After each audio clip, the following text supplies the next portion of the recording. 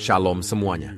Selamat datang kembali di saluran kami, tempat kita menjelajahi diskusi lintas agama dan spiritualitas yang menarik, membangun wawasan, serta mengasah logika. Sisi agama, tempat semua topik jadi panas tapi tetap cerdas.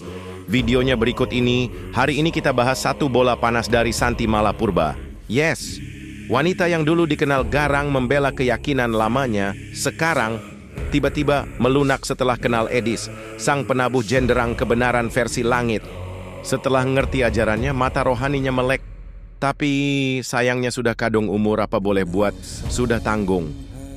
Dan ini yang makin bikin netizen garuk-garuk kepala, katanya bisa masuk surga walau mencuri dan berzina. Tapi, kalau nggak cuci hadas, siap-siap masuk neraka? Lah, ini gimana logikanya, Bun? Langsung aja deh. Daripada makin banyak spekulasi dan asumsi-asumsi netizen plus 62, yuk kita simak videonya bareng-bareng. Gimana aksi Edis menjamu tamu-tamu haus perhatian yang satu ini. Sisi agama, tempat semua topik jadi panas tapi tetap cerdas. Simak videonya berikut ini. Muslim yang lain ada Ajo Second. Iya, selamat malam Ajo Second.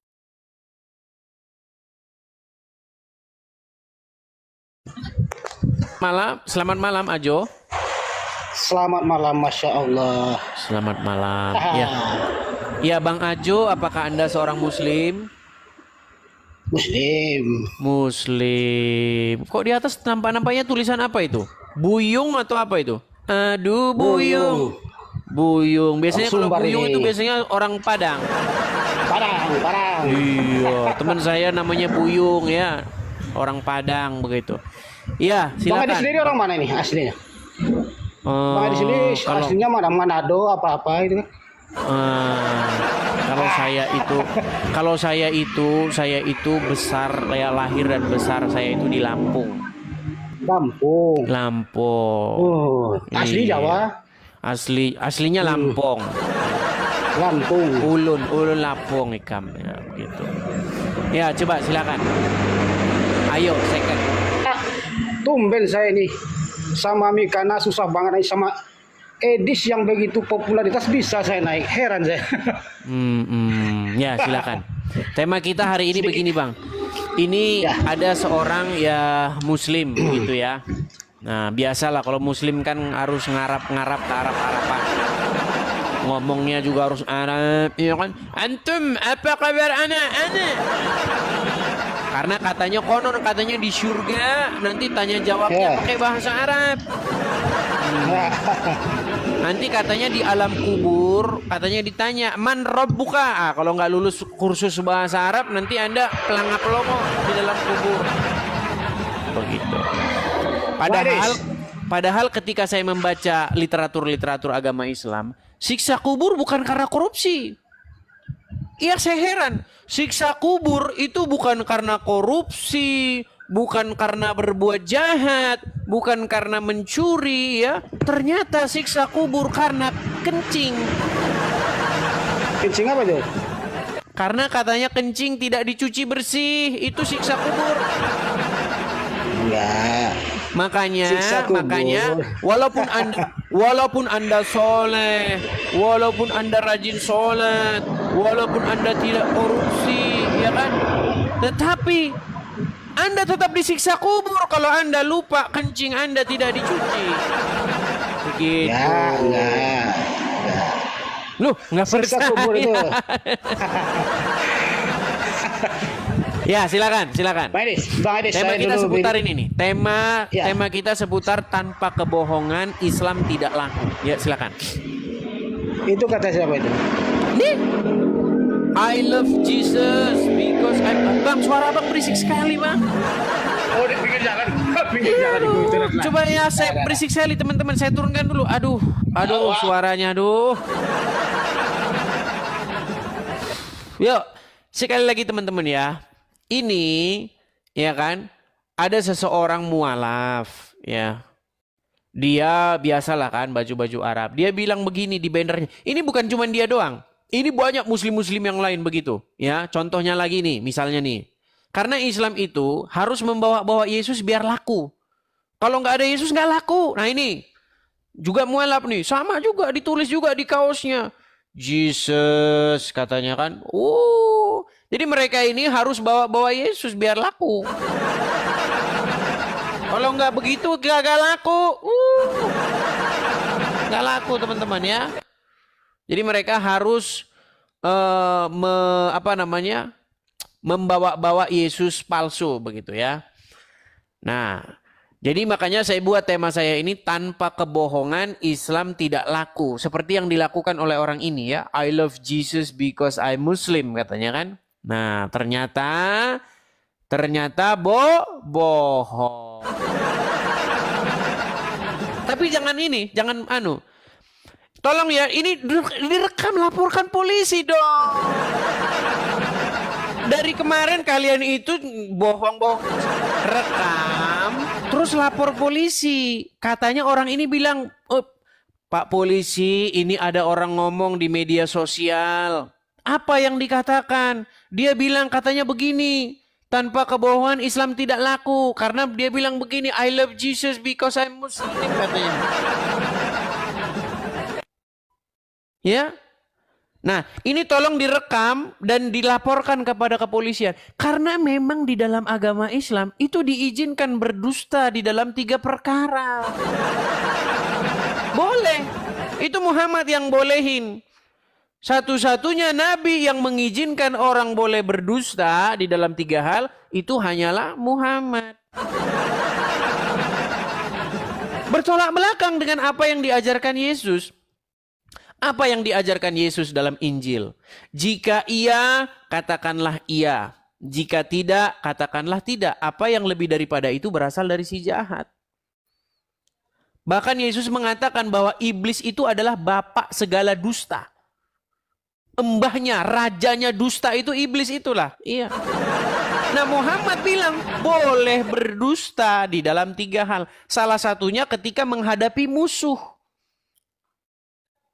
Nah, makanya saya bilang ketika ada Muslim ya membawa nama Yesus, ya kan, seperti yang ada tertulis begini, ya saya bilang begini, tanpa kebohongan memang Islam tidak laku, nggak laku. Yuk, coba. Wah, sudah datang ini Santi Malapurba. Ya. Selamat malam Santi Malapurba. Selamat malam Edi. Ya, Namburu. Namburu. Mana kameranya? Ya, coba saya kirimkan dulu ya undangannya, silakan. Bagaimana, sudah tanya kepada Ustadz siapa yang kemarin? Kemarin kok tanya tuh. Sekarang boleh. Bukan, kemarin kan mau nanya dulu sama begini. Kemarin kan sudah nanya Ustadz siapa yang di Malaysia? Sekarang udah makan ke belum? Sudah. Kemarin sudah siapa itu? Dah. Siapa itu? Ustadz siapa? Yang di Malaysia? Siapa? Yang katanya Dr. Gamsa. Gimana? Sudah tanya? Itu udah tanya. Terus? Tak payah lah itu dibahas. Sekarang yang enggak, sebentar. Kok jadi tak payah dibahas? Kemarin katanya jijik. Sebentar. Aku cuma sekejap. Sebentar, begini. Namboru. Aku panggil lah Namboru ya. Namboru Purba, dengar. Ya. Gini Namboru Purba. Nah. Kemarin kan Namboru Purba kan bilang, aku jijik aku, masa mau bilang darah Muhammad. Nah, ternyata setelah konfirmasi dengan Ustadz bagaimana? Aku belum cakap dengan Dr. Kamsan. Tadi katanya sudah, katanya tak payah lah bahasan. Maksud saya dokter lain, Ustadz lain, bukan Dr. Kamsan. Apa kata Ustadz lain itu? Dia jawab situ. Apa yang dalam Al-Quran memang itu najis. Tapi para ulama mengatakan itu adalah memang ada. Tapi itu memang ada. Berarti betul. Sahabat Muhammad minum darah Muhammad macam Dracula, betul. Edi, dengar dulu Bunda cakap. Ada tapi bukan Rasulullah yang cakap. Itu hadis lemah. Kalau bukan merugikan lemah. Kalau bukan Rasulullah yang cakap, lemah. Ya, tadi pokoknya Bunda tadi dengar. kalau ada hadis-hadis yang bikin Islam bangkrut, lemah. Kalau bukan Rasulullah yang cakap Oke lah. lemah. Silakan. Apa mau Namboru Purba katakan? Silakan. Ini yang tadi. Tadi kamu ada cakap tentang masalah itu kan, siksa kubur kan? Iya, siksa kubur. Menurut yang sisa menurut- kubur itu, yang sisa kubur itu yang ini loh, dia kalau dia nggak ada sama ibadahnya, jadi kalau ditanya siapa Tuhanmu dia nggak bisa jawab. Ah, itu Salah. Salah. Korupsi. Siksa Apa yang salah? kubur itu bukan karena Muslim waktu hidupnya berbuat jahat. Bukan karena Dari mana kau Muslim. Loh, siksa kubur itu disebabkan karena pipis tidak dicuci. Banyak kali cerita kau. Lu nggak percaya dia dibilangin. Oke, baik ya. Ini banyak sekali ini. Udah dibilang masalah pipis-pipisan kok. Gimana sih? Tidak. Bentar. Kalau kita Kita- itu di siksa kubur, kalau kita berdosa, kalau kita ditanya siapa Tuhanmu kita nggak bisa jawab, kena siksa gitu. maksudnya. Bukan masalah itu. Ini nekat yang nyata lah. Baik ya, kita tampilkan hadisnya ya teman-teman ya. Nih. Iya. Jadi teman-teman sekalian, penyebab Jangan orang siksa tampilkan hadis lah, tampilkanlah Quran. Apa yang dikatakan Quran baru ke hadis gitu. Kau ini Oke, baik. Saya akan Quran baca, dulu, saya akan baru putarkan hadis. dulu. Namboru Purba, dengarkan ya. Ini Namboru Ya. Purba ini banyak nggak tahunya tentang agama Islam. banyak kali cerita kau. Oke, coba. Oke, silakan. Nah, Kelihatan di sini? Kelihatan Arabnya? Sudah terlihat? oke, Kamu Artinya, bacalah. artinya Kenapa sih ini volumenya? Tunggu sekejap ya. Volumenya Waduh. perlahan sangat. alasan lagi nih, ciri-ciri Tunggu dulu. lagi. Volumenya loh. Oke, Oke. sudah? Ah, Oke, nih ya. Dah. Artinya, sesungguhnya kedua penghuni kubur ini sedang disiksa. Dan keduanya disiksa bukan karena perkara yang berat. Orang pertama disiksa karena tidak membersihkan dirinya dari air kencing. Betul. Betul? Ya. Itu pertama, ya betul pertama kali. Jadi siksa kubur disebabkan oleh air Kencing. Kalau dia kencing. tak berhadap. Jadi Ya. barang siapa Ya. yang pipis di celana sudah pasti disiksa kubur, betul? Iya, betul. Betul. Tapi kalau korupsi, berzina, mencuri, tetap saja masuk surga, Sayang, betul? dengar dulu. Loh. Dengar dulu, Edi, dengar dulu cakap Bunda. Itu yang pertama kali disoal sama Allah. Dalam sholat, kalau dia tidak berhadap, Namboru terus dihadap. Purba, dengar Namboru Purba. Menurut ajaran agama Ya, Islam, orang yang mencuri, berzina, asal mengucapkan Muhammad utusan Allah masuk surga, betul? Tidak. Loh, gimana? Sampai cakap. Oke, saya tampilkan lagi sebentar. Sabar. Kita banyak tampilkan cakap semua kau. teman-teman. Sabar ya. Enak kali Sabar. orang berzina masuk surga. Banyak Memang cantik. begitu. Memang begitu, saudara. Kau Sabar. Kau Sabar. salah penaksir. Kutunjukkan ayatnya.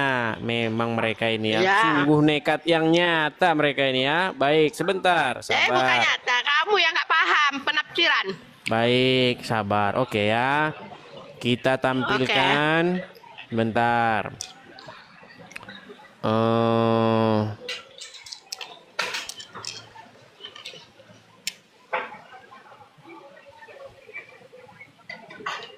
Sebentar ya.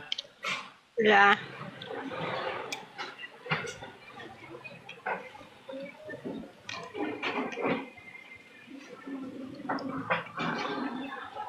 Sabar ya. Oke. Ya. Kita bukakan. Nih ya, sudah saya bukakan. Nih. Apa dikatakan di sini? Ya. Menceritakan kepada kami dan seterusnya dan seterusnya dan seterusnya. Nih, ya. Rasulullah, lihat sini dong. Nih, nanti disangkain saya Iya, Bunda bohong. sambil makan. Nanti disangkain saya bohong. Nih.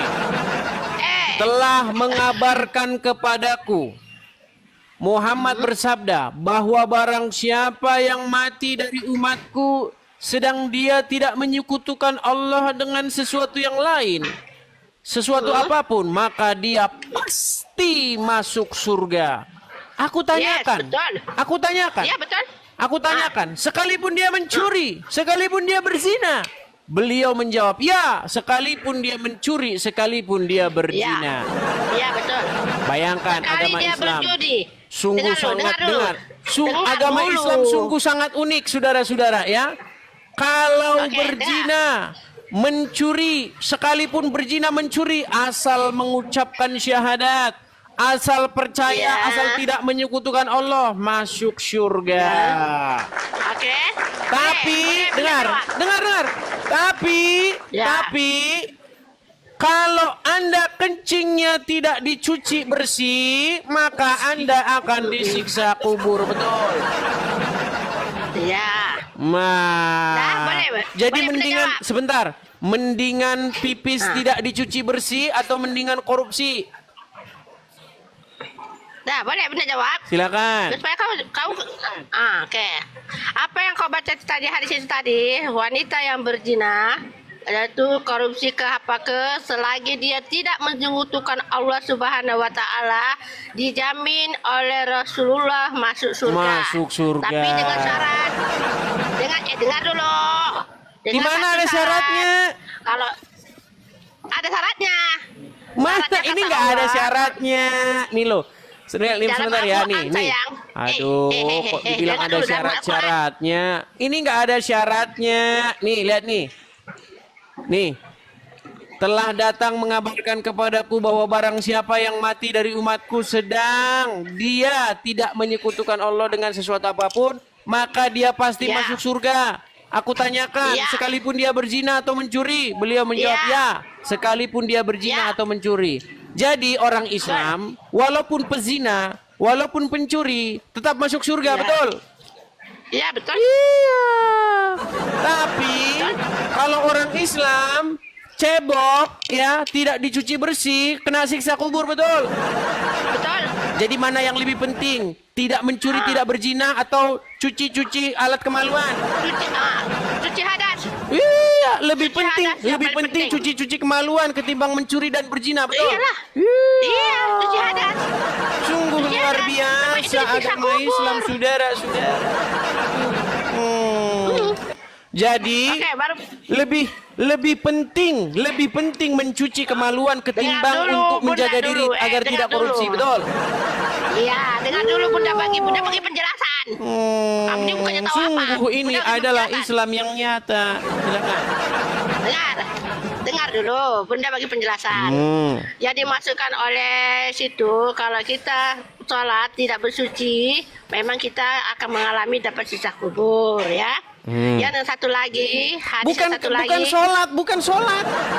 Kalau Iya, orang ini paham, dengar, begini, Nambur Purba dengerin. Ada seseorang, dia buang air kecil, oke? Nah, ketika dia buang air kecil, terus kadang-kadang kan pipisnya itu kan merepet kemana-mana, Iya. kan? Betul. Iya. Baik itu perempuan, baik itu laki-laki, kalau buang air kecil kan Iya. kadang-kadang merepet kemana-mana. Nah, kalau sampai Iya, merepet kemana-mana, dengar, kalau sampai merepet kemana-mana, akibatnya adalah siksa kubur, betul? Iya, betul. Nah, Maka dengar tetapi dulu dengar, penjelasanku. dengar. Kalau orang korupsi, kalau orang berzina, adakah siksa kubur di situ? Bukan siksa kubur, masuk surga. Masuk surga. Siksa kubur Makanya ada. saya Masuk bilang surga. lebih penting menjaga kebersihan kemaluan ketimbang menjaga diri Iya. untuk tidak korupsi, betul? Iya, betul. Iya, Daripada itulah kita- agama Islam. Nah, makanya aku dengar dulu penjelasanku.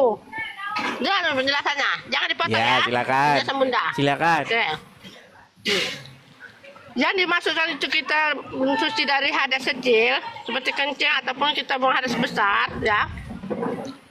Termasuk contohnya ini bagi contoh membaca Quran, kenalah kita bersuci hadas. sholat, kita mau bersuci hadas. Yang mana-mana saja pun yang namanya kita buang air kecil dan buang air besar, kita kena bersuci hadas. Paham tak? Paham? Buang apapun, mau buang air kecil ke, mau buang air besar ke, kena cuci hadas. Paham? Paham Kak Edi? Ini saya curiga ini teman-teman. Gini. Gini. Ini saya curiga ini. Gini, pernah tidak terbesit di dalam pikirannya Namboru Purba kalau hadis-hadis itu adalah karangan orang-orang penggemar kemaluan. Dia senang kemaluan yang bersih begitu. Ah, gimana caranya biar orang kemaluannya biar bersih? Maka harus kita buatlah hadis supaya orang kemaluannya tidak bau pesing begitu. Tapi jangan-jangan loh, bisa jadi. Pernahkah Anda berpikir sampai liar sejauh itu? Ini jangan-jangan karangan orang-orang penggemar kemaluan. Dengar dulu. Dia tidak mau. Ah, ini ya. saya sering dapati kemaluannya bau pesing. Maka dikaranglah sebuah hadis. Ya kan? Barang siapa yang tidak menuci kemaluannya, maka akan disiksa kubur. Betul. Bisa jadi. Ini kan pikiran kita kalau menerawang kemana-mana. Nih, saya kasih contoh misalnya gini. Ada hadis, saya pernah ngobrol sama seorang wanita, tapi udah kejadian udah lama ya. Nih, saya ngobrol begini. Kamu tahu nggak? Gini, kamu tahu nggak hadis tentang seorang istri kalau mengizinkan suaminya punya istri lagi, maka dijamin tiket masuk surga. Pernah dengar? Mana ada? Ada.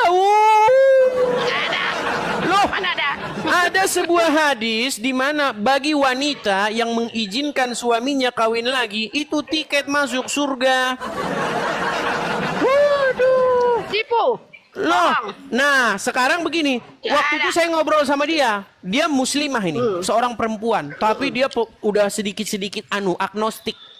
Dia bilang begini, kalau menurut saya itu karang-karangannya pengarang hadis untuk mensukseskan acara mereka punya istri lagi. Iya. Oh, nggak percaya. Nih, saya tampilkan hadisnya ya. Bagaimana kalau perempuan mau dipoligami itu tiket masuk surga. Sebentar ya. Tipu. Bohong. Oke, baik ya. Hadis tentang ya. Bentar ya. Istri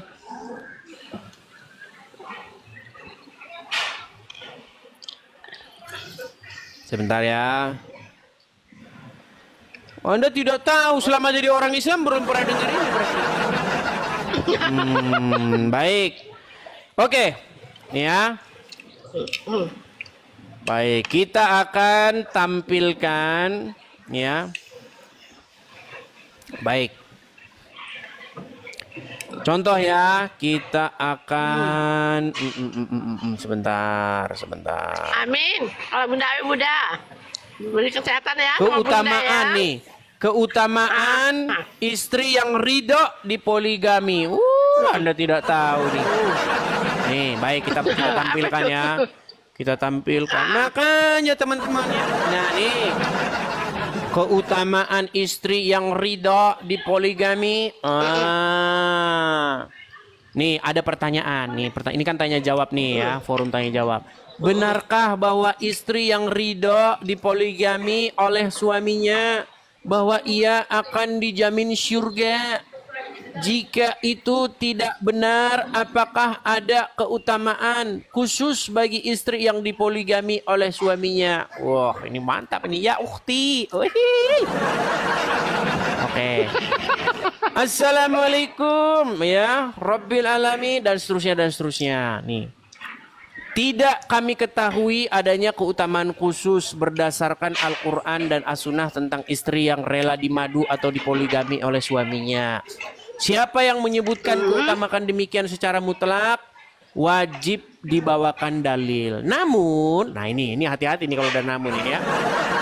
Namun, yang mendekati hal itu adalah ancaman bagi wanita yang meminta cerai karena suaminya poligami. Nah, ada ini ayatnya. Nah ini, lihat nih. Wanita mana saja yang meminta kepada suaminya untuk dicerai tanpa kondisi mendesak, maka haram baginya bau surga. Itu. Itu betul. Iya, Itu makanya memang kalau betul. suami, dengar, kalau suami mau kawin lagi, istri mengancam cerai, maka diharamkan surga baginya. Betul? Betul. Iya. Betul. Jadi kalau ada suami mau kawin lagi, boleh harus diizinkan oleh istrinya, betul? Tak semestinya. Waduh, ini Nah, tidak tak percaya kepada semestinya. Al-Quran. Dengar sini. Izin ke tak izin, suami berhak dia kawin lebih dari satu. Yang Enggak penting tanpa syaratnya- izin, enggak ada harus ada izinnya. Nggak ada, Izin dari nggak ada. mana? Tidak Nggak ada perlu izin dari izin.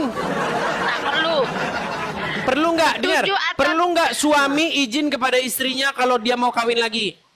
Tak perlu. Tak perlu. Dia boleh kawin. Berarti tinggal kawin-kawin Boleh saja kawin. kan? Boleh nikah aja sampai 4 kali, batas sekali serentak pakai boleh. 4 saja. Kalau dia mau nikah yang kelima, kena cerai dulu. Salah satu di antara yang 4 itu. Baru boleh kawin yang kelima. Mau kawin yang keenam, pun cerai juga salah satu. Dia harus hanya boleh 4 saja sah dipakai. Oke, Ya, Muhammad betul. berapa istrinya? Tapi kalau istri Muhammad itu zaman Rasulullah 12. Katanya Campur hamba. maksimal 4. Dengar aku cakap. Oh, kalau Muhammad Al-Quran dah khusus diturunkan. spesial. Lupa saya. Bukan. Gimana? Bukan Edi. Muhammad masa zaman Nabi dulu sebelum ayat Al-Quran diturunkan oleh Allah itu boleh lebih istri dari lebih dari 4 sebelum diturunkan ayat itu. Setelah ayat Allah turunkan ayat itu tadi di surah An-Nisa boleh hanya batas 4 tapi dengan satu syarat harus berlaku adil. Kalau kamu tidak mampu berlaku adil maka satu sahaja. Oke, Itu. sekarang begini. Tapi ramai Sekarang orang begini, Namboru Purba, dengar. Sebagai seorang istri, kalau suaminya orang kaya, punya banyak duit, Iya. suami Ya. boleh nggak cari istri-istri di luar, cari perempuan-perempuan di luar untuk dinikahi, boleh nggak? Contoh, saya kasih contoh Boleh. gini. Dengar, Ya, ya. dengar dulu gini. Misalnya Namboru Purba punya suami. Suaminya konglomerat. Nah, sang suami ibu Purba kan tinggal di Malaysia, betul? Iya. Nah, misalnya suami Ya. pergi ke Jakarta, oke? Iya. Selama sebulan, pekerjaan sebulan, ya Iya. kan? Boleh Iya. Kak si suami ini mencari istri di Jakarta untuk melampiaskan syahwatnya? Boleh? Boleh. nikah ya? Nikah. Iya, Nggak boleh. nikahnya 2 hari saja, boleh nggak? Itu terpulang pada perempuan itu. Iya, Kalau dia misalnya mau gini, jadikan saya kontrak 2 nikahkan hari, kamu selama 2 hari dengan mahar 10 juta, boleh? bukan gitu. Lu, Bukan. waduh, Bukan ini itu. gawat yang nyata. Dengar dulu. Dengar. dulu. Kan nikah, Dengar dulu. dengar. Dengar dulu, Bunda Nikah cakap. tidak Bunda perlu. dulu cakap, dengar Oh, dulu. silakan, Waktu silakan. singkat. Silakan. Maksudnya gini, kalau suami kita itu berada di Jakarta, dia menikah tak disebutkan aku nikahkan kamu selama 2 hari, enggak. Tetap juga aku nikahkan kamu bernama ini si Anu, ini. Dia mau 2 hari atau tidak itu tergantung kepada individu itu, istri itu sendiri. Oke, tapi setelah waktu seminggu ijab boleh kabul, diceraikan kan? terpulang kepada individunya kalau mau. Iya. Kalau nggak mau ya enggak. Oke, boleh diceraikan. Misalnya saya nikahkan kamu, setelah itu 7 hari istriku kita cerai karena saya mau pulang ke Malaysia, boleh kan? Nah, kalau Boleh. istrinya itu setuju, Itulah indahnya agama Islam. Ayo, masihkah Boleh, Anda ingin dari menolak masuk Islam? Mantap ini saudara. Nih, bagi teman-teman yang tidak tahu dalilnya, nih saya tunjukkan dalilnya. Oh, kalian ini nekat yang nyata. Nih, kita tunjukkan dalilnya. Oke. Saya bacakan ya, ini di dalam Quran surat An-Nisa ayat yang ke-24 nih. Dan diharamkan bagi kamu mengawini. Edi, Sebentar, saya tunggu bacakan aku ya dulu. sekejap ya. Iya, kamu baca dulu sekejap. Bunda nak cuci tangan. Oke, baik. Bunda nak cuci tangan dulu. Oke. Jadi teman-teman, dalilnya bahwa laki-laki itu boleh mencari istri-istri dengan harta mereka ada di sini nih. Dan dihalalkan bagi kamu selain yang demikian itu, yang di atas ini ya. Yang demikian itu yaitu mencari istri-istri dengan hartamu. Boleh, ya. Seorang pria muslim itu boleh mencari istri-istri dengan harta yang dia miliki, ya. Maka ya, dan dihalalkan bagi kamu selain yang demikian itu yaitu mencari istri-istri dengan hartamu untuk dikawini, bukan untuk berzina. Nah ini, maka istri-istri yang telah kamu nikmati, maksudnya disetubuhi ya, di antara mereka berikanlah kepada mereka maharnya, kasih duit, ya, sebagai suatu kewajiban. Nah ini, dan tiadalah mengapa bagi kamu terhadap sesuatu yang kamu telah saling merelakannya sesudah menentukan mahar itu. Sesungguhnya Allah Maha mengetahui, Maha bijaksana. Jadi betul kan? Kalau suami pergi ke ke Puncak Bogor, kemudian dia di sana mendapati seorang perempuan, dinikahinya perempuan itu. Nah, mereka tidak apa-apa saling merelakan untuk bercerai setelah menikah selama 7 hari, betul? Iya, makanya ada istilah kawin kontrak. Ampun, betul. Memang betul, memang betul. Ada dalilnya, saudara. Edi. Bunda ada 1 menit ini. Silakan. Bunda waktu rehat dah, Ma. Okey. Silakan. Ini saya bagi tahu umat Islam ya, maupun non Islam. Poligami di Islam ini tak kira. Batasnya 4, ya. Dia berlaku adil tak berlaku adil itu dia suami bertanggung jawab dengan Allah. Okey. Yang penting istri reda, alhamdulillah. Dan dia beriman lagi senang. Kenapa saya cakap kalau suami kita nikah lagi, kita senang. Yalah, kita nggak ada kewajiban kita nak layan dia kan. Hari ini istri pertama layan, esok istri kedua layan, esoknya lagi. Kita bermakna 3 hari kita standby. Makanya kita 3 hari kita boleh rehat, enjoy ya kan. Itulah kelebihannya poligami. Tapi bagi orang yang suka di poligami, kalau nggak mau di poligami, nggak mau juga kongsi suami, dia sanggup. Kalau bunda nggak sanggup, bunda nggak sanggup sendirian. Bunda mau di poligami. Jadi kenapa tugas bunda bisa dikerjai orang lain? Iya, nah ya, macam bunda kan, bunda sekarang kerja kan. Istri pertama ada di rumah. Istri pertama bisa jaga suami kita, bisa jaga anak kita. Ini bunda udah jalani loh, makanya senang. Jadi bila bunda, coba misalnya ya, kita dengarkan dulu ceramahnya. Edi, Coba. Edi, udah 10 menit. Ya, tapi tidak perlu izin ya. Kalau mau poligami tidak perlu izin kan? Iya, tak perlu. Tak perlu izin. Tak perlu izin.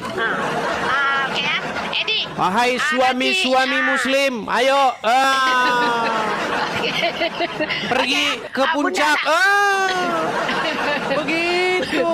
Mencari istri selama 2 minggu, Bunda. Betul. Bunda pada apa? Mau masuk. Oke, baik.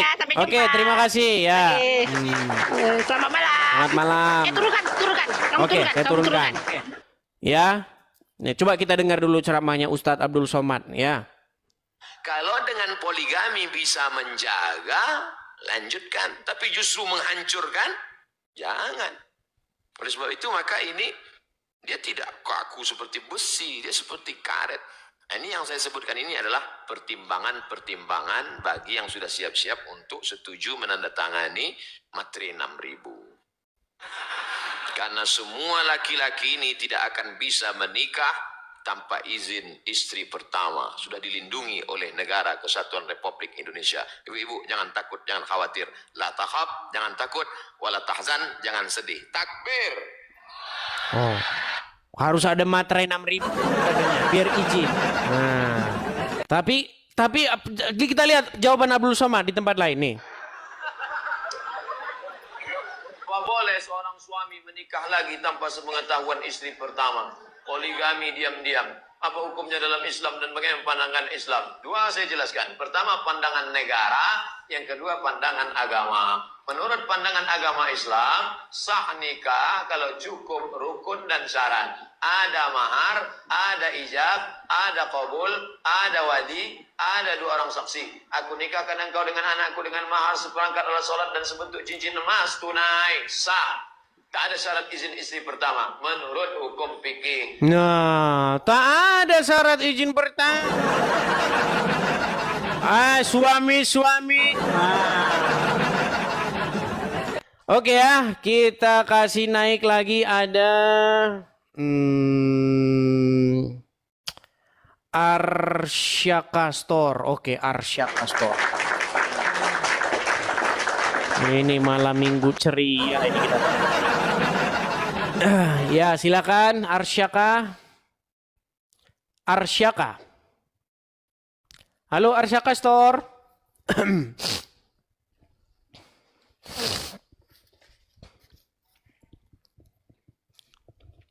Arsyaka. Waduh, sudah dinaikkan tapi tidak nyangkut-nyangkut. Kita turunkan saja ya, teman-teman ya.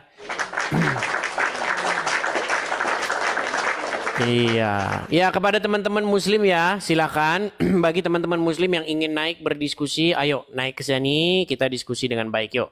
Ada Idam Marwi, Idam Marwi.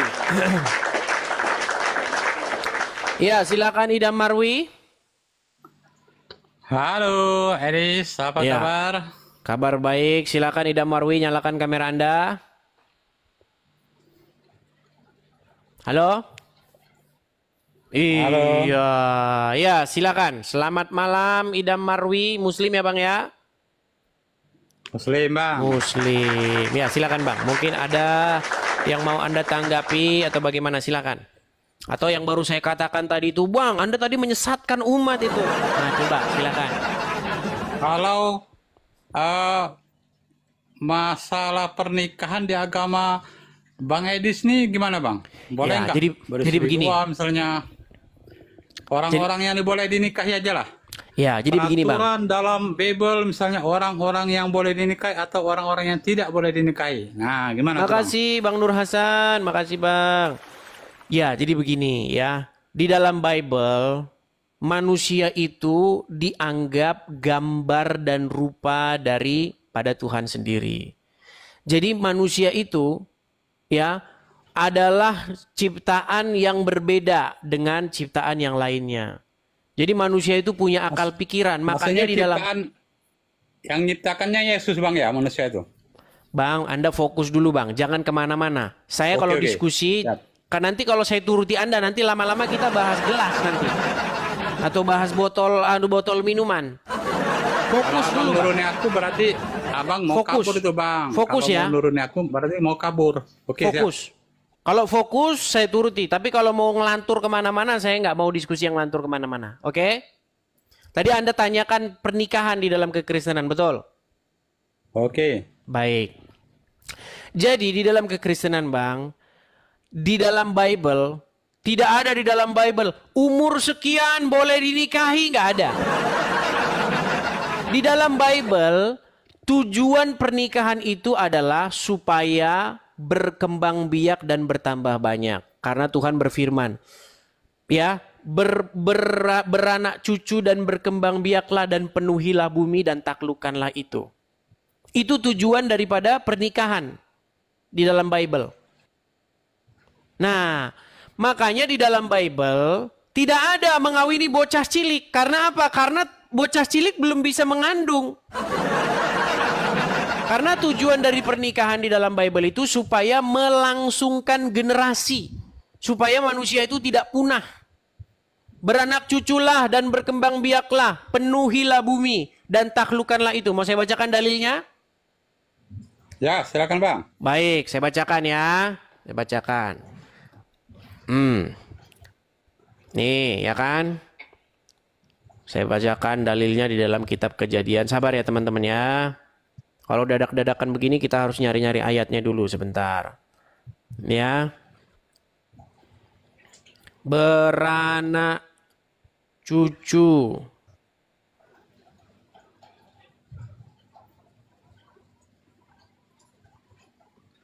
Nih, kita tampilkan misalnya di dalam Kejadian 1:28 ya. Nih, Kejadian pasal yang ke-1 ayat yang ke-28. Tapi seperti biasa kalau kita baca Bible itu kita harus baca konteksnya ya. Nih, kita baca konteksnya artinya kita harus baca 1 atau 2 ayat sebelumnya. Saya tampilkan di layar ya Bang ya. Saya tampilkan di layar. Oke. Ini kejadian ya Bang ya, pasal yang pertama nih. Nih, kita tampilkan di sini. Nah ini.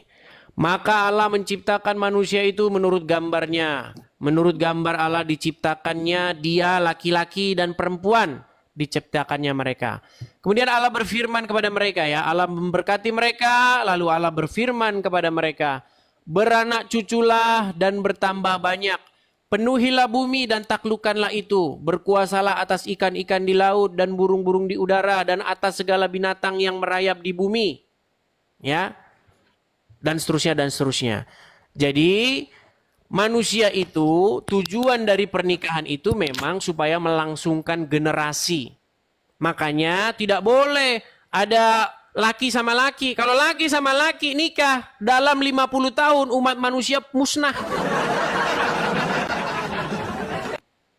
Laki sama laki nikah, perempuan sama perempuan nikah. Dalam waktu 50 tahun manusia hilang dari muka bumi.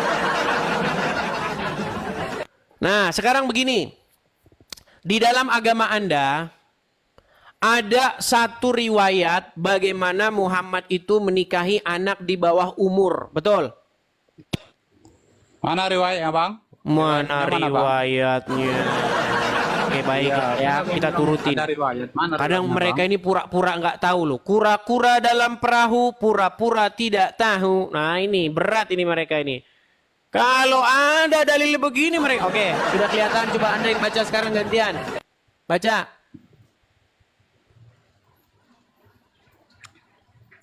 Macet. Mataku udah kabur Bang. Sulit Bang, mataku kabur Bang.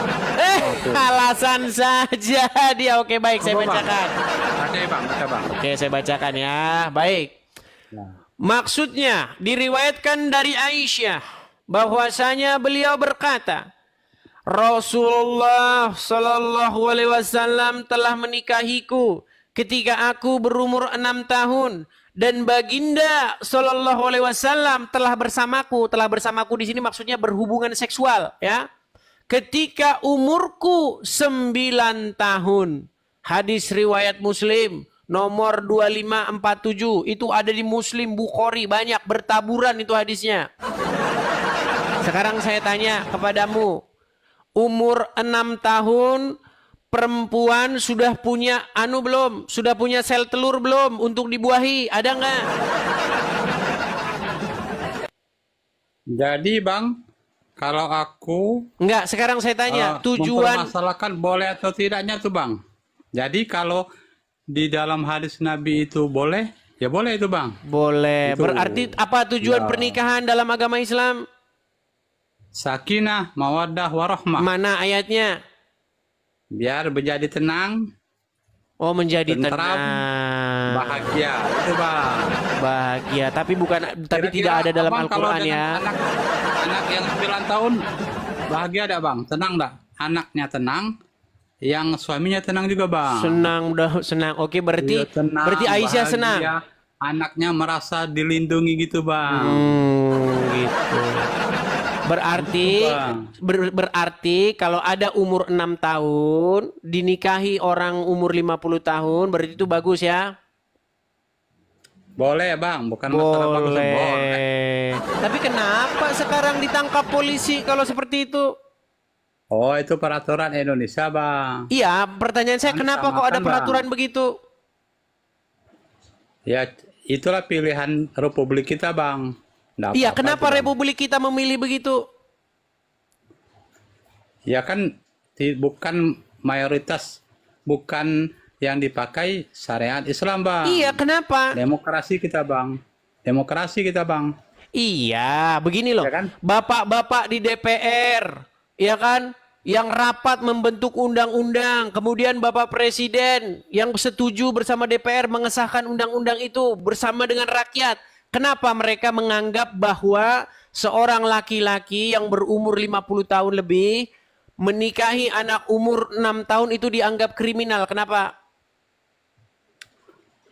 Karena Bang di DPR itu Bang banyak teman-temannya Bang juga Bang. Buset, saya yang disalahin Itu lagi. Bang. Berarti menurut Anda orang-orang di DPR itu Kristen begitu? Ada Kristen, ada. Berarti gara-gara Kristen lah makanya gitu. Ada juga Muslim. Tapi kan banyak, mayoritasnya Muslim mereka. Bang. Iya. Kenapa dianggap kriminal oleh mereka? Hasil demokrasi? Ya, tanyakan kepada mereka Bang. Jangan tanya sahabat saya Bang. Kalau menurut saya, ya, Bagus. Itu kan mengakomodir dari. Berarti Anda setuju dengan pedofilia? Saja itu Bang. Berarti Anda Kenapa, setuju Bang? dengan pedofilia? Beda lagi tuh Bang. Nah, ini gimana? Anda tahu pedofilia nggak? Apa pedofilia itu? Coba jelaskan dulu Bang. Pedofilia itu adalah sebuah kelainan seksual di mana seorang perempuan atau laki-laki dia menyukai anak-anak kecil. Contohnya yang menimpa itu yang Kapolres di NTT yang udah dikerangkeng itu. Nah, bayangkan Anda punya anak kecil umur 6 tahun digagahi oleh orang dewasa. Bagaimana perasaan Anda? Apa tidak melayang itu golot dari dapur? Hah? Gimana? Wah, benar-benar dia ini. Itu Bang. Kalau menikah itu beda Bang. Kalau berzina Bang. Oke, Kalau tahu Syekh berzina Puji. itu kan Syekh Puji memaksa tahu. anak yang di bawah umur. Ya, untuk Syekh Puji tahu berhubungan Syekh badan, Puji. Bang. Bentar, Syekh Puji tahu nggak Syekh Nah. Puji? Syekh Puji tahu Bang? Ya. Syekh Puji menikah nggak dia? Menikah Bang. Dengan anak di bawah umur? Pertama dengan orang yang dewasa Bang. Iya, Setelah itu istri yang berikutnya bawah umur. dengan anak di bawah umur, tahu? Ya tahu Bang. Oke. Udah lama tuh ceritanya Bang. Udah lama ceritanya. Iya, oke. Jadi ada rada-rada lupa, Kenapa dia ditangkap polisi? Nggak tahu Bang. Gimana tuh Bang? Nah, Ceritanya, Bang. Anda ini banyak nggak taunya. Udah lama tuh ceritanya Bang. Udah lama. Pura-pura ceritanya, nggak Bang. tahu. Udah lama tuh ceritanya Bang. Ya, jadi Syekh Puji, dia itu seorang pengusaha kuningan asal Semarang. Dia Nah, menikahi namanya Ulfa. Nikah itu sah itu. Ya. Sah secara agama Sah. Islam sah itu. Sah, benar, Tetapi dijemput polisi. Karena apa? Karena dianggap oleh negara sebagai perbuatan yang kriminal. Karena menikahi anak di bawah umur. Tahu Undang-Undang Perlindungan Anak nggak? Ya tahu Bang. Undang-Undang Dikit-dikit, Bang, Perlindungan nggak Anak. semuanya. Aduh, dengar dulu. Dikit-dikit. Undang-Undang Perlindungan Anak, salah satu pasalnya itu berbunyi, barang siapa dengan kekerasan, dengan bujukan, untuk mengajak anak yang berumur di bawah 18 tahun untuk melakukan persetubuhan. Ya kan? Itu diancam Ya. dengan pidana paling lama 15 tahun, tahu? Tahu. Iya, walaupun mau, walaupun dari- apa, walaupun bujukan, walaupun mau, walaupun maksa, tetap aja Anda di bawah ancaman 15 tahun, tahu? Tahu dari abang itulah. Ya. Nah, Sebelumnya belum kenapa tahu. negara menganggap itu sebagai sebuah perbuatan pidana? Kenapa?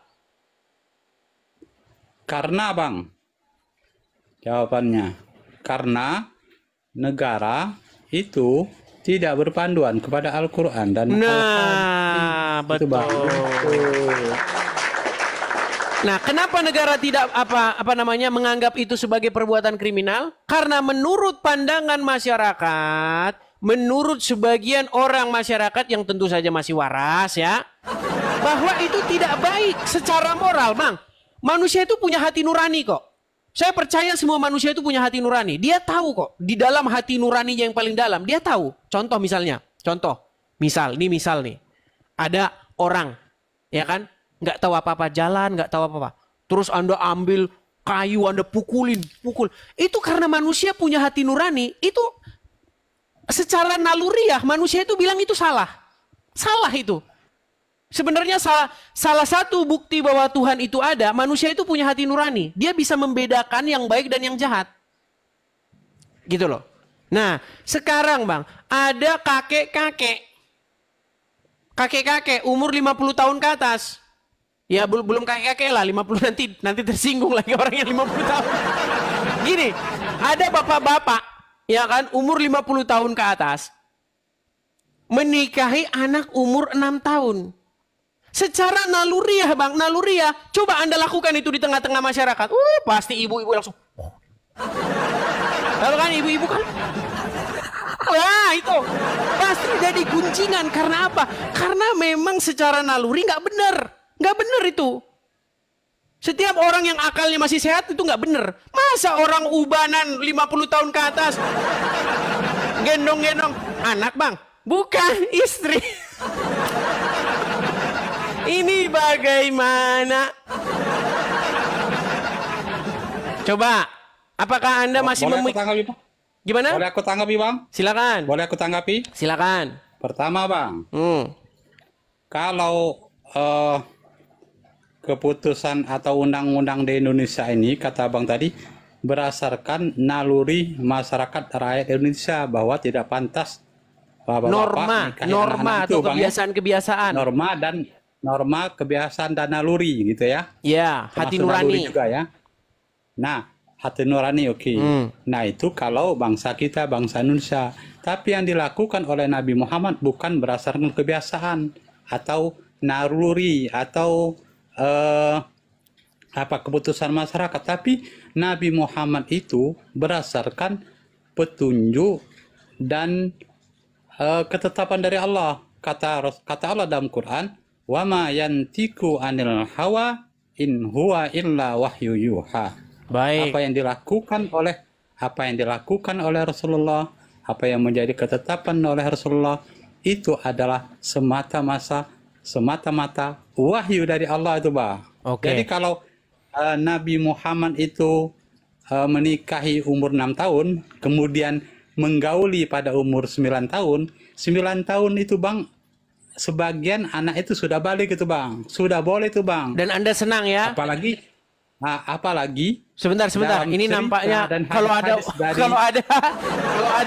Komnas Perlindungan Anak, tolong teman-teman perhatikan ini tetangga-tetangganya ini, teman-teman.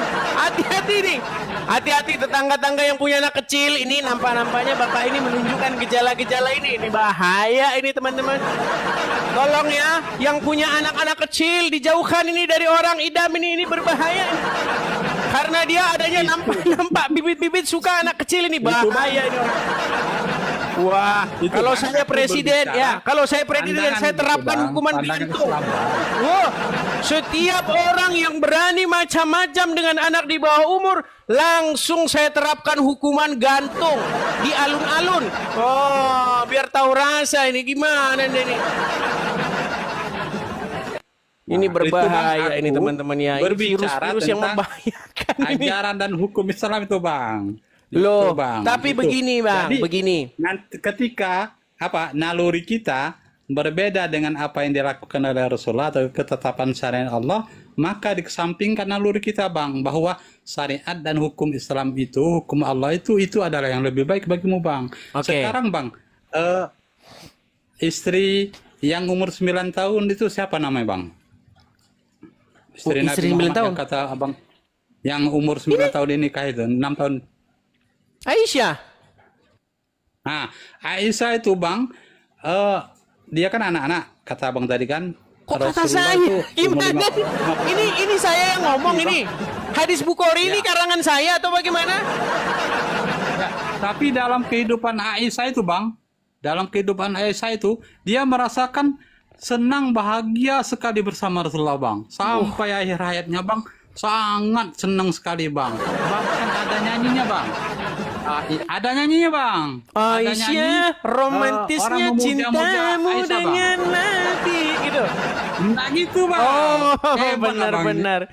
Betul, Bang. betul. Artinya benar-benar bahagia, Bang. Baik, baik. Cara memperlakukan istri itu yang benar, Bang, yang santun, yang sayang, yang kita benar-benar cinta gitu, Bang. Al-Quran itu adalah dari Allah langsung, Bang, dari pencipta langit dan bumi, tidak ada percampuran di dalamnya, wahyu dari Allah, Bang. Kemudian Nabi Muhammad itu apa yang dilakukan, diucapkannya itu semata-mata wahyu dari Allah, Bang. Oke. Gitu bang. Jadi memang begini abang nih, teman-teman. sebagusnya kalau udah lama belajar Islam, sebagusnya ya ditingkatkan lagi bang. Baik. Ditingkatkan lagi, Baik. bukan hanya sekedar mempelajari untuk mengkritiki, Baik, tapi berusaha menyelami lagi gitu bang. Nah, Baik. itu bang. Jadi gini bang, kalau abang baca dengar lagu Aisyah, romantisnya cintamu dengan Nabi, dengan baginda kau main lari-lari. Oke, itu kalau karena anda memang kekurangan literatur. Nah, sedangkan bagaimana kata literatur agama Islam? Baik, kita akan putarkan bagaimana seorang ustadz membacakan riwayat hadis, bagaimana Aisyah itu dipukul sama Muhammad. Anda tidak tahu ini? Baik, Coba, ya Bang. kita putarkan. Gimana pokoknya? Kita putarkan. Nih. Setelah itu Rasulullah SAW kembali dan aku juga kembali. Jadi Aisyah melihat Rasul mau pulang, Aisyah berdahulu. Ya. Berdahulu fa'asra'tu. Rasulullah mempercepat langkah, Aisyah juga sama. Ya, begitu juga sampai kemudian Aisyah itu lebih dulu sampai rumah. Ya, setelah sampai rumah, berbaring lagi Aisyah ini, pura-pura nggak kemana-mana. Setelah itu Rasulullah SAW kan melihat ini Aisyah ini, kalau dari sisi nafas tentunya ya berbeda lah dari yang tadi cepat-cepatan dengan Rasul sampai rumah. Aisyah duluan. Mana lagi ya Aisyah? Ada apa engkau ini wahai Aisyah? Maka Aisyah mengatakan la syai'a, enggak ada apa-apa ya Rasul. Maka Rasulullah katakan la tukhbirani aw la yukhbirani al-latiful khabir.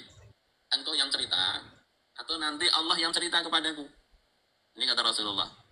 Maka kemudian Aisyah mengatakan ya Rasulullah bi abi anta wa ummi fa akhbartuhul khabar. Wahai Rasulullah, demi bapakku, engkau dan ibuku, aku yang akan cerita wahai Rasul. Kemudian Rasulullah katakan, anti as-sawadul ladzi ra'aitu amami. Apakah engkau ini yang tadi bayangan hitam yang ada di depanku tadi? Jadi setelah pulang dari Baki, Rasulullah mau pulang ke rumah kan ada bayangan hitam mendahului, yaitu Aisyah itu. Kata Aisyah, na'am ya. Jadi Rasul akhirnya tahu beliau ini dipuntuti ya, ketika mau pulang duluan Siti Aisyah. Setelah itu Aisyah mengatakan, "Fala haza fi sadri lahzatan auja'atni." Rasulullah kemudian memukul dadaku dengan pukulan yang menyakitiku. Nah, Rasulullah kemudian memukul dadaku dengan pukulan yang menyakiti aku. Berkontradiksi dengan ayat Aisyah, romantisnya cintamu dengan Nabi, dengan baginda kau bermain lari-lari. Baru pertama ini dengar riwayat itu semenjak jadi orang Islam. Pantesan masih Ya, jadi orang Islam. Aku jawab Pak. bang ya. Aku jawab bang ya. Silakan. Jadi gini bang, bahkan ketika anak berumur 7 tahun, mereka suruhlah sholat bang. Sholat itu kan Orang gak menyembah nyambung Allah, ini. bang. Oke. Bang, Itu masalah tadi pukul, Anda Bang. bilang, Masalah pukul, Bang. dengar Masalah Bang, pukul, Bang Idam, Ini gini loh. masalah pukul. Gini bang, masalah pukul. Jadi kalau seanak sudah sampai 10 tahun, maka pukullah. Kata Rasulullah seperti itu. Maka pukullah. Memang ada bang ajaran, artinya disuruh Mukulin istri. memukul. Tetapi tidak sampai membahayakan. Sakit ya sakit. Kalau pukul tidak sakit itu namanya ngelus bang. Ngelus, Bang. Berarti Itu. Anda setuju bahwa di dalam ajaran agama Islam diajarkan mukul-mukulin istri. Asal tidak membahayakan bang. Ya, berarti Hanya boleh. sekedar Berarti sakit. boleh mukulin istri. Seperti cubit-cubit karena sakit juga bang. Ya, berarti Nah, boleh suami itu mukulin istri main dalam tangan proses sama pembelajaran, tetapi sebentar Bang. tidak membahayakan. Berarti boleh seorang suami main tangan kepada istrinya dalam agama Islam. Tapi tidak membahayakan bang ya. Iya, boleh berarti kan? Itu.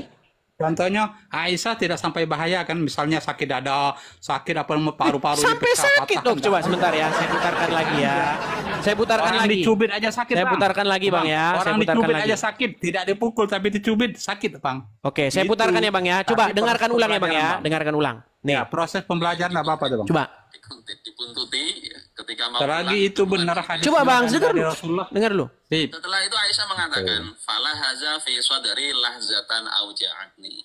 Rasulullah kemudian memukul dadaku dengan pukulan yang menyakitiku. Tuh.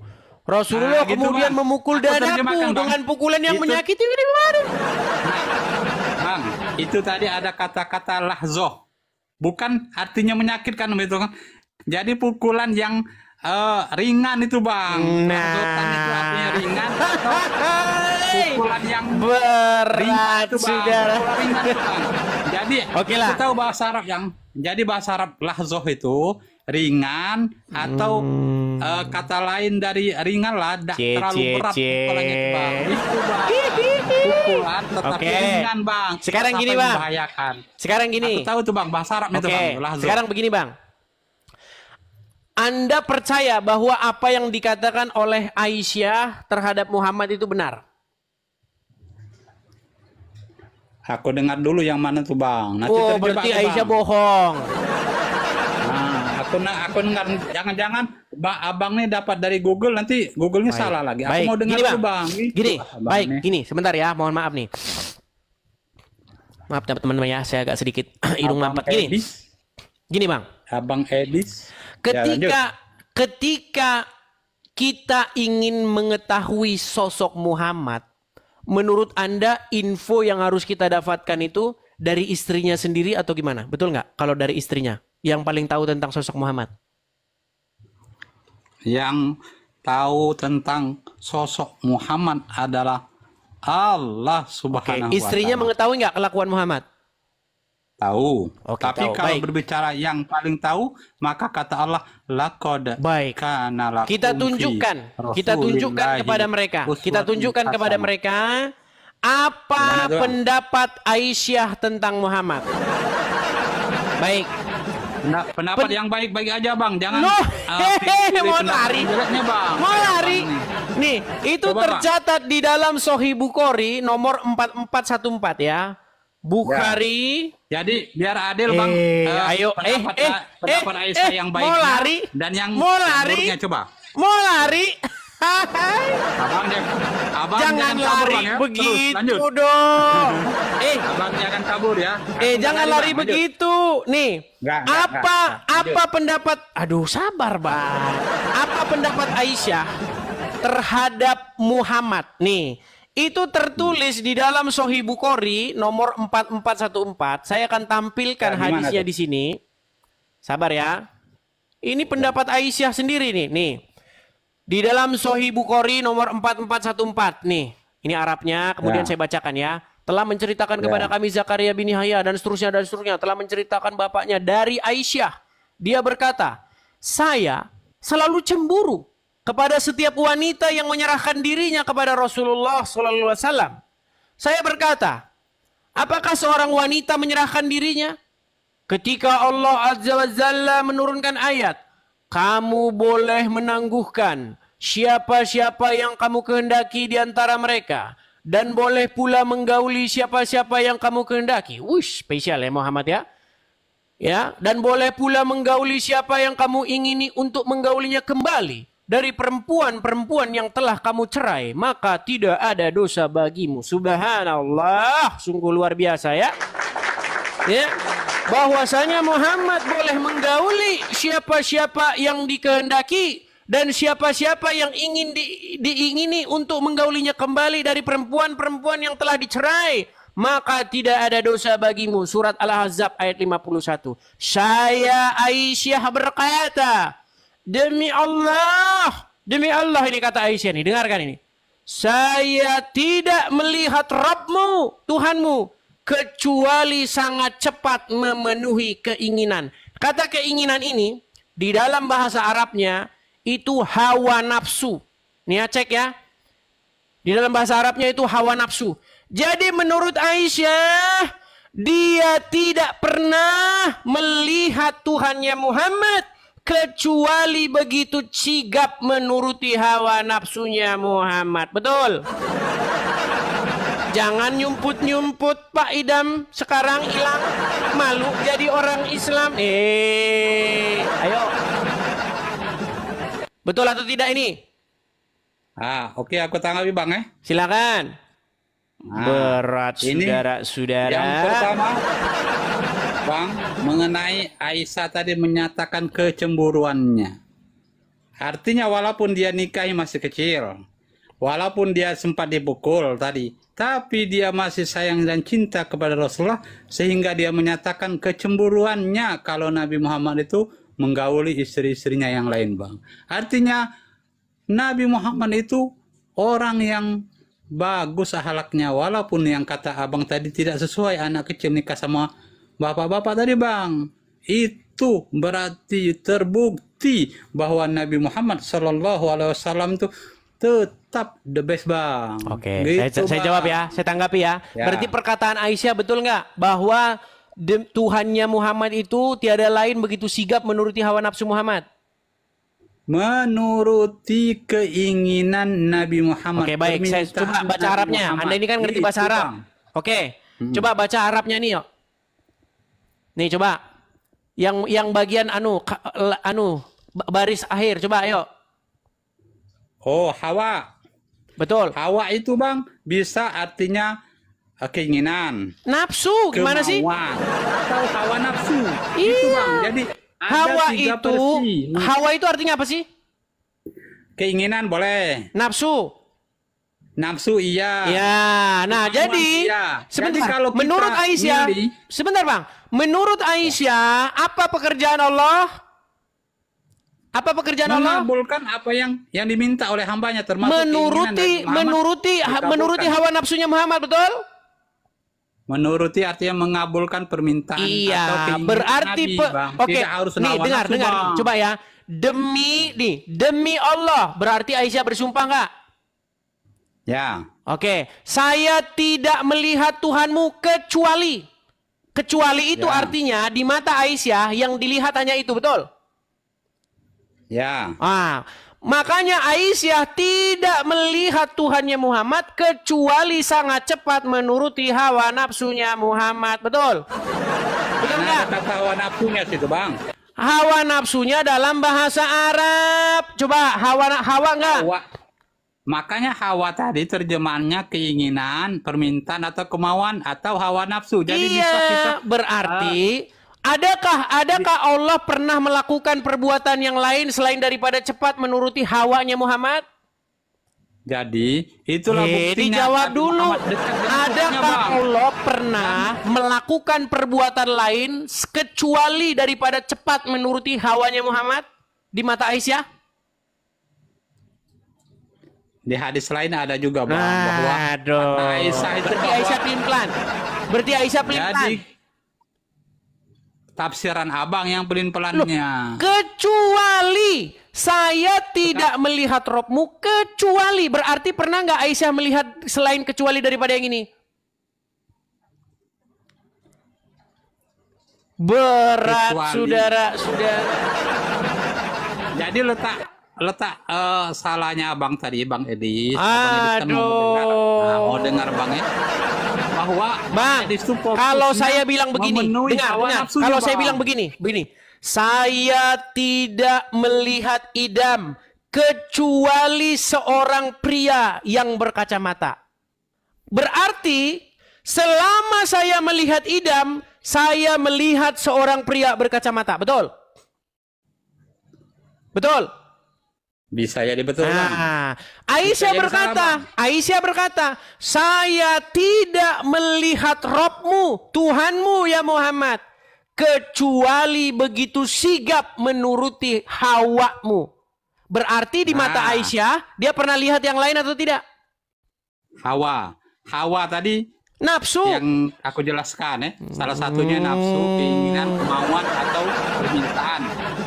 Ya, berarti di mata Aisyah, dengar, di mata Aisyah, apa pekerjaan Allah selain daripada cepat menuruti hawanya Muhammad? Bang, makanya kaitan dengan ayat yang kubacakan tadi, Bang, apa yang dilakukan, tidaklah apa yang dilakukan oleh Rasulullah, kecuali berdasarkan wahyu dari Allah. Jadi apapun keinginan Nabi itu pun tidak lepas dari petunjuk Allah, Bang. Iya, artinya Artinya pekerjaan Allah tiada lain. Dengar, gitu, Bang. di mata Tidaklah Aisyah, apa yang dilakukan oleh Rasulullah kecuali sesuai dengan wahyu Allah, Bang. oke, di mata Gitu, Bang. Aisyah, apa yang ada di mata Aisyah tentang Allah kepada Muhammad?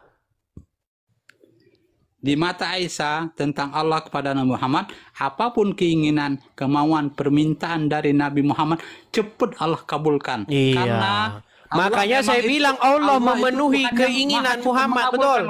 Ketika hambanya meminta, Allah cepat mengabulkan, Bang. Ya, Apalagi berarti hambanya Allah dekat dengan Allah Bang. cepat, Allah kerjanya menuruti kemauan Muhammad, betul. Ketika kemauannya itu sesuai dengan kehendak Allah juga, Bang. Iya, salah satunya adalah Muhammad boleh menggauli siapa-siapa perempuan-perempuan yang diceraikan, betul. Selagi sesuai dengan syariatnya, Ini apa lagi sih? yang jadi wajib. Sebentar, menurut surat Al-Ahzab nomor 50 dan 51, Muhammad boleh nggak menggauli perempuan-perempuan yang sudah dicerai? Coba lanjut dulu, Bang. Baca dulu, Bang, ayatnya tadi tuh, Bang. Baik, 50. ini ya saya tulis, Nanti saya jadikan salah ya. tafsir lagi, Bang, aku, Bang. Nih, aduh, memang Ya. mereka, kita harus sabar mengajari mereka nih. Inilah nih. Lihat, Abang surat tuh, Al-Ahzab aku 51. khawatir Abang tuh diajari maupun tidak diajari, tidak mau juga percaya, Bang. Maka ketika Allah Azza wa Jalla menurunkan ayat, nih ya, kamu boleh menangguhkan menggauli siapa-siapa yang kamu kehendaki di antara mereka. Dan boleh pula menggauli siapa-siapa yang kamu kehendaki. Dan siapa-siapa yang kamu ingini untuk menggaulinya kembali dari perempuan-perempuan yang telah kamu cerai. Maka tidak ada dosa bagimu. Betul? Berarti Muhammad boleh nggak, bebas nggak menggauli perempuan-perempuan yang sudah dicerai sama dia? Ya. Iya, makanya Bang, Aisyah Bang. cemburu, betul. Aku lihat, Bang Edis, aku lihat Abang nih orangnya gaul, Bang. Aduh, apa arti gaul? lari kemana? Bang? Gaul itu, Bang, tidak Berat. selalu bersetubuh dengan wanita yang sudah cerai. Artinya bergaul, Bang. Bergaul, bergaul bersapa, maksudnya tetap hangout gitu silaturahmi. maksudnya. Itu bercerita. Oh, mungkin maksudnya ketika bergaul. bertemu, Maksudnya bergaul dengan "Assalamualaikum." istri itu maksudnya hangout gitu, pergi minum kopi gitu. Nah, jadi Aduh, bergaul itu sesat yang tidak nyata memutuskan ini namanya. silaturahim, Bang. Bang, Berarti maksud arti bergaul dengar itu ya, teman-teman. tidak Menurut Idam, memutuskan silaturahim, Bang. Oke. Tidak memutuskan silaturahim. Itu menurut aku, Bang. oke. Itu, Bang. Menurut Idam, menggauli istri ya. artinya mengajak istri jalan-jalan, begitu. Ya, salah, Bang, tuh. Aku bilang Aduh, tidak berat yang memutuskan nyata. silaturahim, Bang. Tidak. Oke, tidak lain. memutuskan silaturahim. Abang ini ada-ada aja. Oke lah. gampangkan Oke lah, perkataan nanti orang kalau ini, kita Bang. teruskan nanti makin banyak orang nanti inbox Anda. Nanti habis ini cek. Jangan kabur, Bang, ya. Bukan, Jangan kabur, Bang. sebentar. Habis ini Anda cek Kabur ini. inbox. Alasan kabur ini. Kita kan sudah cukup lama, Bang. Kok kabur gimana gitu. sih? Kita kan pakai waktu. Kasihan nanti orang-orang yang di bawah yang mau naik. Gini. Nggak pakai waktu tadi, Gini. nggak pakai waktu. Iya, waktunya itu ini sebentar. Saya lihat berapa orang yang mau naik ini. Ada 31 guests ini yang mau naik ya. Jadi gini, teman-teman. Halo guys, sebelum diturunkan oleh Abang Edis ini, puluh dulu gitu, guys. Puluh guys. Oh, dulu, guys. mau minta follow. Iya, guys. Mau pansos biar bisa live sendiri. Hai. Oh, kamu ke taman pengen minta pengen minta followers dia sudah. Oke lah, Edis tadi. Idam. Oke. Nanti cek berapa inbox yang masuk kepada Anda mengatakan Anda bikin malu umat Islam. Nggak percaya, cek aja nanti.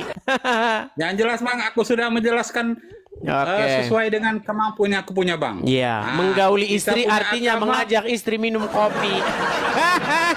Berat, saudara-saudara. Oke lah ya, kita undang Oke, muslim Bang. lain ya. Maaf lahir batin, Bang. Ya, sama-sama Bang. Jangan dimasukkan dalam hati, tapi Selamat dimasukkan malam. ke pikiran. Besok. Pikirkan, Ya. kemudian ganti Tuhan. Nah, Ya. oke, saya turunkan Bang Idam. Berat ini sudah. Ya teman-teman, kita sudah jam berapa ini? Hampir jam 10 malam ya teman-teman ya. Teman-teman sekalian, seperti biasa ya, saya iklan sejenak ini. Udah berapa jam saya siaran? Udah 1 jam 56 menit. Teman-teman seperti biasa, teman-temannya saya iklan. Teman-teman, kita ada program pendirian rumah apologet ya. Makasih Bang Jackson, makasih. Kita ada program pendirian Rumah Apologet di mana kita ingin mendirikan sebuah tempat supaya kita bisa berapologet dengan tenang dari sini teman-teman. Ya, jadi kepada teman-teman yang tergerak hatinya, yang punya berkat berlebih, teman-teman bisa berkolekte untuk membantu pendirian Rumah Apologet itu di profil. Mampir teman-teman ke profil saya, atau bagi yang nonton di YouTube, ada tulisan di YouTube, tulisan berjalan itu. Ada Zelle juga, ya, ada rekening yang berjalan, teman-teman bisa support di situ. Ya, program kita mendirikan Rumah Apologet, kita bikin podcast, bikin buku-buku dan lain sebagainya. Kita upayakan akhir tahun kalau terkumpul, kalau tergalang ya teman-teman ya dana. Nah, support dari teman-teman sekalian itu sangat berarti. Bagi teman-teman yang punya berkat berlebih, silakan teman-teman bisa mampir ke profil ya, profil. Ketik aja profil saya. Hati-hati teman-teman dengan akun-akun palsu ya. Akun saya ini satu-satunya yang saya pakai cuman ini ya teman-teman untuk live. Saya hanya punya 2 akun di TikTok sama-sama Edis TV, ya, tapi yang satunya udah nggak pernah saya pakai lagi. Jadi yang ini saja, follow yang ini. Nah, kemudian di YouTube juga ada, namanya juga Edis TV. Kalau ada teman-teman yang di YouTube selain daripada Edis TV, itu bukan punya saya. Saya lihat itu ada Edis TV Debaters, itu siapa saya tidak kenal teman-teman, nggak tahu saya.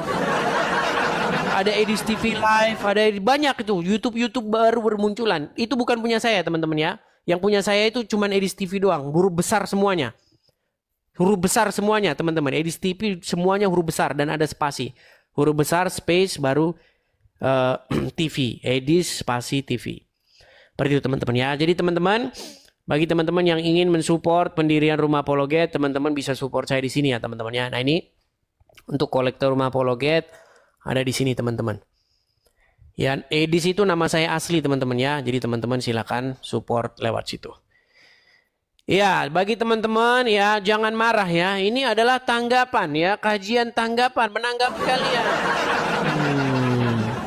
Jadi kalian jangan marah. Kenapa? Bang, kenapa Bang? Anda ini kok bahas-bahas agama Islam? Ya, contohnya adalah karena kayak begini. Nih. Nih loh. Karena kayak begini. Duh, sebentar. Nih loh. Ketika Anda membawa-bawa Yesus kami, mempromosikan agama Anda, ya kami jawab. Nih. I love Jesus because I am Muslim. Ini yang dilakukan mereka setiap hari, teman-teman. Membawa-bawa nama Tuhan kita. Membawa-bawa nama Yesus kita. Untuk mempromosikan agama mereka. Dan banyak juga orang Kristen yang tersesatkan oleh mereka. Justru kalau kamu menjadi Islam, justru kamu itu tidak meninggalkan Yesus. Justru kamu mengikuti Yesus kalau kamu jadi Islam. Iya kan? Yesus makan babi enggak? Kami Islam, kami enggak makan babi kan? Berarti justru kami ikut Yesus. Drun! Kadrun! Dengar. Yesus juga tidak pernah makan onta, apalagi minum kencingnya. Kenapa kamu itu kalau dengar, kalau kamu mau lihat sesuatu, duit itu jangan kamu lihat lembar atasnya doang, baliknya juga harus kamu lihat. Kamu cuma lihat atasnya doang. Contoh, kamu dikasih uang, depannya gambar Soekarno-Hatta, di baliknya kosong. Ya berarti uang palsu. Begitu juga kalau ada orang Islam bilang, nih Yesus nggak makan babi, ya kan? Kami Muslim, kami nggak makan babi, berarti kami ikut Yesus bilang sama mereka, Yesus juga nggak makan onta, ya. Kalian makan onta, bahkan kalian kalau Idul Adha potong onta, bilang begitu, ya. Seperti itu teman-teman. Jadi mereka ini biasanya berpola pikir praktis gitu. Dan banyak orang-orang Kristen yang awam itu ya. Contohnya ya yang kayak begini-begini. Ya kan? Seperti itu. Yuk, silakan. Bagi Anda teman-teman sekalian, kalau Anda tahu kontaknya Dondi, kontaknya Irina Handono, kontaknya siapa? Felix Xiao, terus siapa? Tolong kabari saya. Ya, saya tantang untuk diskusi. Abdul Somad, Ustadz Adi Hidayat, ayo diskusi, yuk. Bang, kenapa bang kok tantang-tantang Ustadz itu bang? Abang ini kok kayak cari-cari perkara. Ini loh. Masalahnya Abdul Somad bahas-bahas Bible di masjid. Ulangan 18 ayat 18. Ustadz Adi Hidayat bahas-bahas Bible juga di masjid. Jadi saya sebagai orang Kristen ya risih lah. Ya saya jawab. Kalau saya jawab jangan dibilang penistaan agama. Saya kan cuma jawab doang. Gitu loh. Kenapa sih kalian harus bohong-bohong ya, bawa-bawa nama Yesus kami? Kenapa? Apakah tanpa kebohongan Islam itu tidak laku? Gitu loh. Cobalah kamu urus aja Islammu, nggak usah bawa-bawa nama Yesus. Buat apa gitu loh, ya? Seperti itu teman-teman. Yuk, yang muslim-muslim ya. Oh ya. Oke, kita kasih naik ada Fikri. Wow, Fikri Hidayat.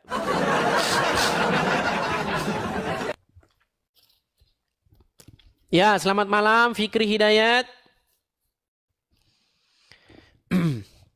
Udah hampir jam 10 ya teman-teman ya. Untuk bagian yang tengah sama timur ini nampaknya sudah mulai mengantuk. Ya, Fikri Hidayat. Selamat malam. Oke, Fitri Hidayat sudah saya naikkan tapi tidak nyambung teman-teman. Bagaimana teman-teman tentang Uncup? Si Uncup kemarin katanya mengundang Nagita. Tapi Pak Regar katanya mau naik tidak dikasih naik ini. Beraninya cuman keterangan sebelah ini.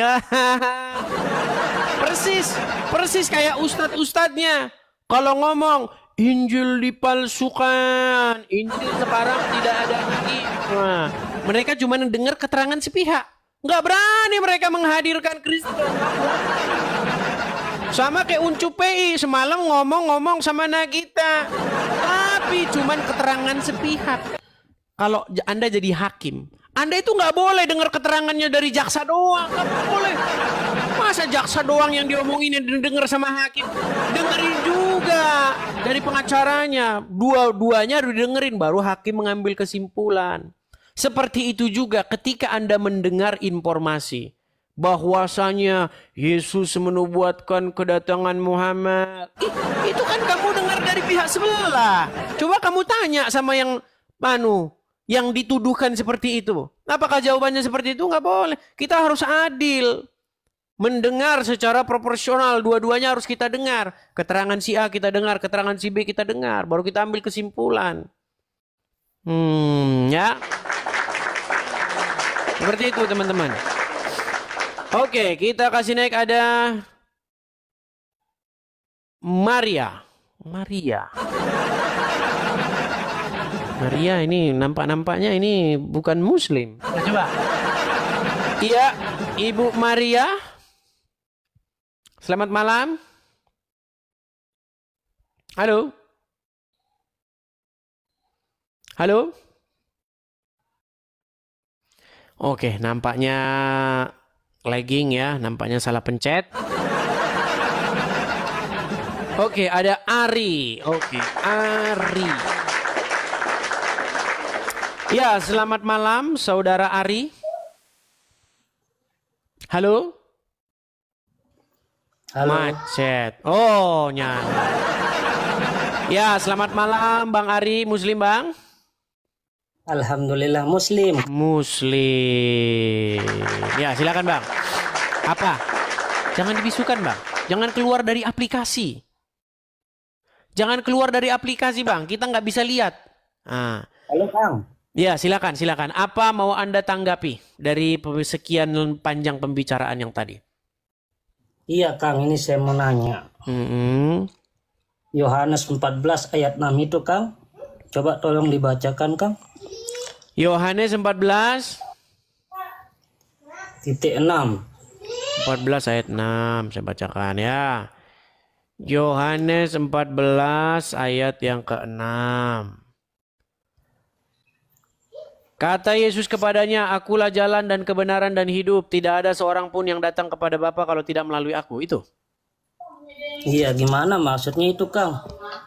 Ya artinya begini Bang, artinya Yesus itu sebagai jalan dan kebenaran. Artinya tidak ada seorang pun yang datang kepada Bapa itu kalau tidak melalui Yesus.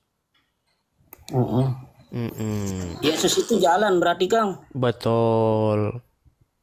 Berarti dia Tuhan apa jalan Kang? Ya dua-duanya Bang. Dua-duanya jadi bingung Kang. Oke, sekarang coba saya tanya kepada Anda. Coba sekarang saya tanya belum ngerti saya. Saya tolong dijelasin biar paham dulu Kang, jangan loncat-loncat dulu. Ya, kalau Anda tidak mampu memahami yang sederhana begitu ya, mungkin Anda sudah perlu pergi ke tukang reparasi pikiran. Abang nggak bisa jelasin Kang. Coba Kang jelasin. Bukan masalah tidak bisa menjelaskannya, masalahnya pikiran Anda yang agak sedikit lemot. Gimana? Bukan, ini kan kata-kata yang sangat sederhana Kang. Betul. Bisa untuk menjelaskan. Itu kan sudah sangat jelas. Apa jelasnya di mana? Maksudnya Yesus itu jalan. Oke. Jalan menuju kemana misalnya? Menuju kepada Bapa di sorga. Berarti jalan nih misalnya kita kayak mau pergi kemana ya? Ada jembatan gitu Kang. Oh, jalan raya begitu? Harus lewat jembatan dulu baru bisa menuju ke tempat itu gitu. Oh, berarti kalau jalan itu berarti jalan raya. Contoh misalnya begini. Oke, baik, begini. Jelasin. Yesus itu kan jalan menuju ke, akulah jalan kebenaran dan hidup, tidak ada seorang pun yang datang kepada Bapa kalau tidak melalui aku. Betul. Berarti Yesus itu Tuhan apa cuma jalan penunjuk jalan gitu Kang? Oke, baik. Kira-kira kalau saya menjelaskan saya harus menggunakan metode saya atau metodemu? Terserah Kang yang bisa dipahami dengan bahasa Indonesia yang jelas Kang. Baik. Oke, baik ya. Kita jawab ya. Baik. Menurut Anda jalan yang lurus itu siapa di dalam Al-Quran? Jangan loncat ke Al-Quran. Ini dulu jelasin satu-satu Kang. Ya gitu cara saya menjelaskan gitu. Minta tanya lagi. Iya, cara saya menjelaskan kepada kamu adalah dengan menggunakan apa yang kamu bisa pahami. Makanya saya buat perumpamaan kepada bahasa-bahasa kamu. Sekarang saya tanya. Tadi kan kamu bertanya kepada saya tentang Yesus sebagai jalan. Sekarang saya tanya kepada Anda. Menurut Anda, jalan yang lurus di dalam agama Islam itu apa? Siapa jalan yang lurus itu? Jalan yang lurus apa dan siapa? Kalau jalan ya jalan Kang. Oh, berarti Islam bukan jalan yang lurus? Oh, Islam itu agama yang lurus. Islam itu agama kan, bukan jalan. Oh, jalan Islam agama. Allah itu kita arti sirot itu apa?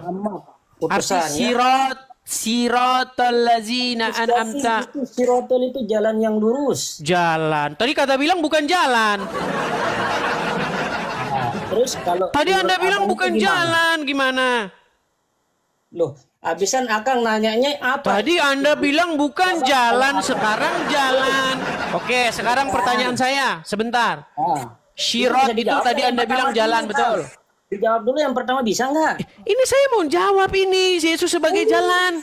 Oh gitu, ya jawab dulu. Oke, sekarang begini, di dalam agama Islam Anda meminta-minta supaya ditunjukkan jalan yang lurus, betul?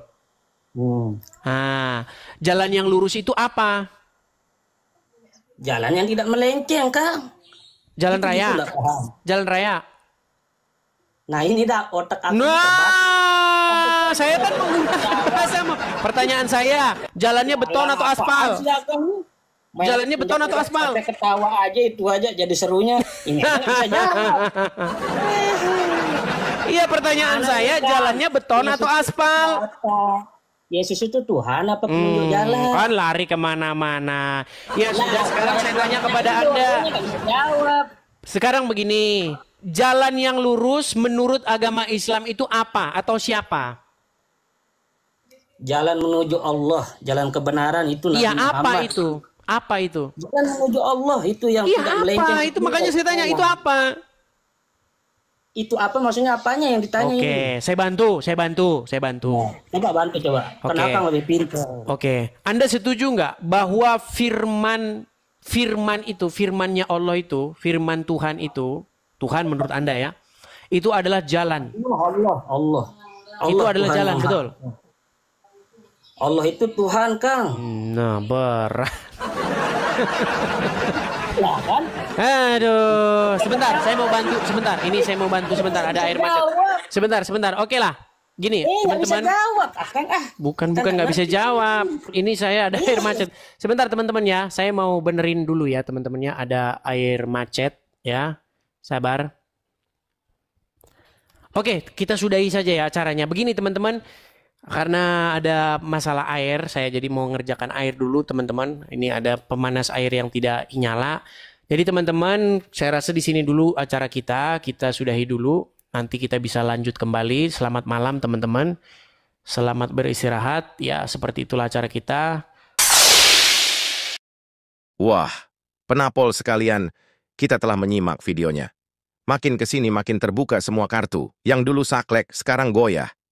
Yang katanya pejuang dalil, malah jadi bingung sendiri pas ditanya dasar. Dan jangan salah, bukan cuma Bunda Santi yang bikin heboh. Ustadz Abdul Somad pun ternyata plin-plan dalam hal dalil pernikahan. Kadang bilang begini, besoknya bilang begitu. Mau dibela, dalilnya muter-muter. Mau diluruskan, malah nyerempet bahas mimpi. Lah, gimana umat nggak makin bingung coba?